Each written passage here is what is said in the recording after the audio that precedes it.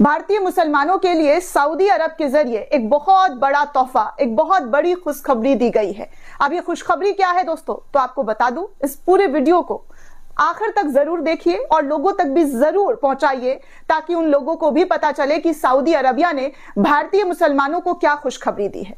दोस्तों, आप सभी को पता है कि एक मुसलमान के लिए हज और उम्रा करना कितना इंपॉर्टेंट है, कितना जरूरी है। एक मुसलमान की अपनी पूरी जिंदगी की कमाई जो है लगा दी जाती है। जिनके पास पैसा नहीं होता, दौलत नहीं होता, लेकिन ख्वाहिश और चाहत जरूर होती है कि सऊदी अरब जाकर एक बार हज या तो उम्रा कराएं। हज तो दोस्तों मतलब आप कम से कम उम्रा जरूर कराएं, ये उनकी ख्वाहिश होती है। और इसी ख्वाहिश को आसान बनाने के लिए सऊदी अरब के जरिए एक बहुत बड़ा और बेहतरीन कदम उठाया गया है। दरअसल दोस्तों, खबरों की अगर मैं बात करूं तो सऊदी अरब ने भारतीयों के लिए एक बहुत बड़ी खुशखबरी दी है। और खुशखबरी यह है कि सऊदी अरब ने हज और उम्रा, जी हां, हज उम्रा मंत्रालय ने बड़ा ऐलान किया है। सऊदी अरब के हज और उम्रा मंत्रालय के जरिए कहा गया है कि अब सभी प्रकार के वीजा धारक सऊदी अरब में उम्रा करने के लिए मान्य होंगे। यानी कि अब जितने भी वीजा है, जहां से भी आप ले रहे हैं, वो सऊदी अरब में मान्य होंगे।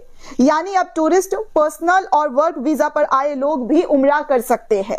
भारतीय मुसलमानों के लिए खासतौर पर यह फैसला राहत लेकर आया है। खबरों की बात की जाए दोस्तों, तो सऊदी में काम करने वाले विदेशियों में भारत के लोगों की एक बड़ी तादाद है। आप सभी को पता है कि भारत के जो लोग हैं सऊदी अरब में जाकर काम करते हैं और एक बहुत बड़ा तबका जो है भारत से सऊदी अरब जाकर काम करता है और अपने परिवार का पूरा लालन पोषण उनके ही ऊपर होता है। तो ऐसे में सऊदी में वर्क या दूसरे वीजा पर जाने वाले भारतीय मुस्लिम उम्रा भी कर सकेंगे, ऐसा सऊदी सरकार के जरिए फैसला लिया गया है।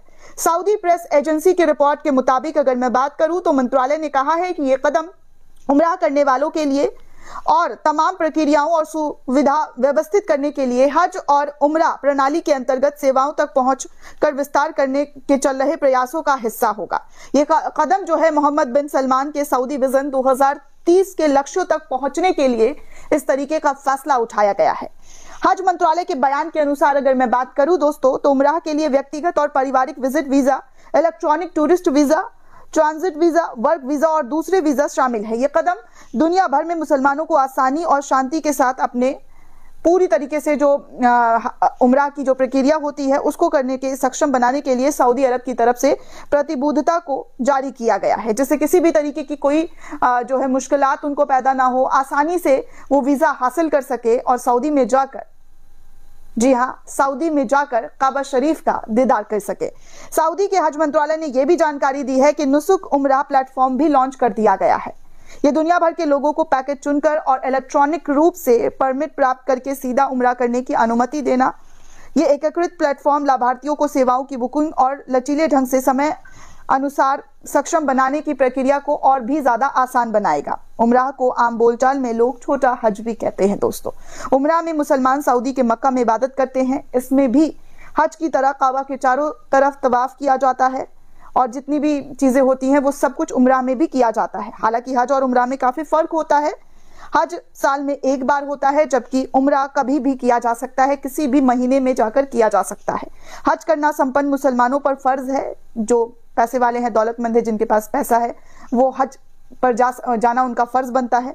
लेकिन उम्रा हज की तरह मुसलमानों पर फर्ज नहीं है। इसके बावजूद उम्रा का मुसलमानों के बीच काफी चलन माना जाता है और लोग उम्रा करने के लिए जाते हैं। दुनिया भर से हर साल लाखों लोग उम्रा के लिए सऊदी अरब पहुंचते हैं। इसको देखते हुए उम्रा से जुड़े नियमों को सऊदी सरकार लगातार बदलती रहती है और ऐसे में वीजा में जो बदलाव आया है उसको लेकर भारत की तरफ एक अच्छी पहल जो है वो देखी जा रही है भारतीय मुसलमानों के लिए। दोस्तों, इस पूरे रिपोर्ट को लेकर आप क्या सोचते हैं, आपकी क्या प्रतिक्रिया है, हमें कमेंट करके जरूर बताइए।